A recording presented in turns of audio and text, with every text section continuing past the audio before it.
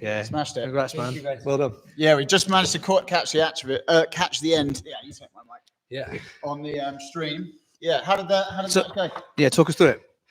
I mean, obviously, before even going into details, I sort of stepped up to this match because the match, I think, was under 71 kilos, if I'm not mistaken. But I usually walk around 63, 64. Oh, wow. So a bit Yeah. of a bulk up. Yeah, Fair play, man. Yeah. But like he obviously like a really experienced grappler. I told him like before the match, I was like, listen, you're very good. And this match, in my eyes, it was like old gen against new gen. Even though he's older than me, I've been training obviously a very, very long time. So it's very good to come out here and test my game against nice new grapplers.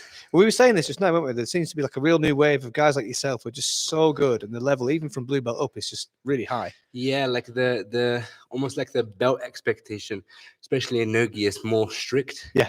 Because obviously in the gi you can get graded through time, you have the stripes. But the way that we do it at Los Leites is whoever deserves it, and it's really hard to deserve a blue belt or even a purple belt. But then when you get me, in terms of what? What belt are you? I'm blue belt. You're blue belt. Yeah. So how long have you been training? And how old are you? Let's get the details down.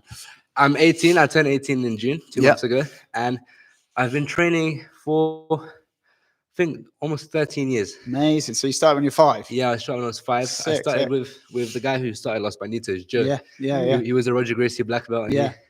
He remembers me from little, so you've seen me progressing. It's quite cool. That's sick, man. Yeah, we run the kids program at our gym down in Portsmouth. Oh, really? So it's really, we've been doing it for about 3 years now, and I'm always keen to sort of speak to people who've been training since they were like 5, 6 years old, and they're still training into adulthood about like what kept them going. You know, have you ever wavered in terms of like your enjoyment and things like that? You know? Yeah, like it's definitely. I would argue because I also teach kids as well because I'm an instructor. Amazing. So like with kids, I would say it's arguably harder to teach kids and to maintain kids than adults. 100%. Because kids, it's all about the mentality. Yeah. It's so mental. It's really mental. Because even if you have that good jiu-jitsu, it's all about having that mentality of just being up to date with things, being okay, this is it.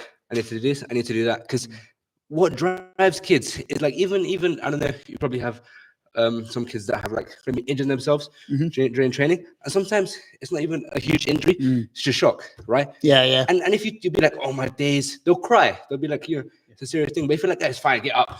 Sometimes obviously, they'll be like, they'll push through it because it's very mental. 100%. You can negate a lot of that by doing that. Yeah, kind of exactly. Get back on the horse mentality for sure. Yeah, it's good. It's a good way to sort of teach them. So what's next? I think I'm gonna go. Obviously, I did Europeans in 2023. Yep. I think I'm going to give it another try this year. Nice. Yeah. I think I'm trying to balance out competing and also my main job, which is teaching at Gracie Barra, mainly kids. Yeah. So I'm trying to balance out competing and teaching. And it's very mental. Like I said, it's very, very mental. Because you're at that stage where it's like, I want to compete. Yeah. I want to be the best. But I also have kids who also want that. I also have students who also want to compete and be the best. So it's like it's almost like a priority thing. You're torn between the two. Yeah. Absolutely. It's a hard thing to balance, isn't it? But I think what's next for me is definitely Europeans in Italy this year and give it one more shot. Great, man. Yeah, it's great. Look forward to seeing you. I'll ask you about the match. So we just caught the end of the match. It looked like you finished him with a straight foot lock. Is that right? No, it was like a heel hook. Ah, sick.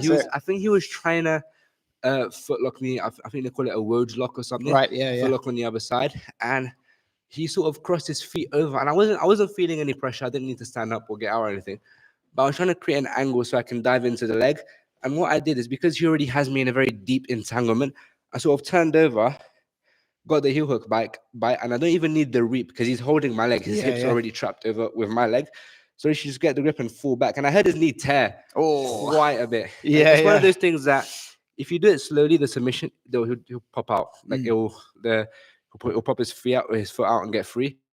But if you get it, once you just go for it, it'll tap. Yeah. And that's competition, isn't it? You know, they were all there. We all know what might happen. And even when he got me in the armbar, like he was straight away going for it. I think we were at mat then. He was going for the armbar, and sort of we went off the mat, and I managed to escape. But it was good. It was sick. All right. Do you want to shout out any sponsors or your coaches, things like that? Ooh, the call out. That's a good one.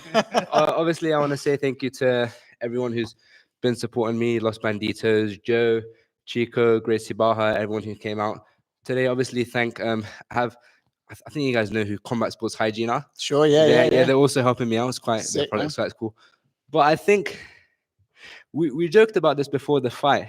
But I think I wanna have like a wild, not necessarily a super fight, like a really like invitational thing. I wanna have like a wild card fight because he's heavier than me with Caveman Jacob. Oh, okay, yeah. Yeah. You are the second person we've Yeah. interviewed. The second person who's called Jacob out. Who was the first one? Who called out It Jacob? was Patrico. I think he's had a few matches with Yeah, him. but that's just that's like a more serious, Yeah, the same weight class sort of thing. Yeah. Managed just to have a go at it. Yeah, nice, Yeah, man. That'd be yeah, sick. That'd be a yeah. sick match. Caveman, Yeah, that'd I'm be coming for dynamic. you. Very dynamic. Come with a Caveman. Right, we got the next person, man. Perfect. Look, Cheers. Thank you very thank much, you for guys. coming on, man. Good to meet you. Bye bye. yeah, You too. take it easy, buddy. Thanks a lot, man. Take care.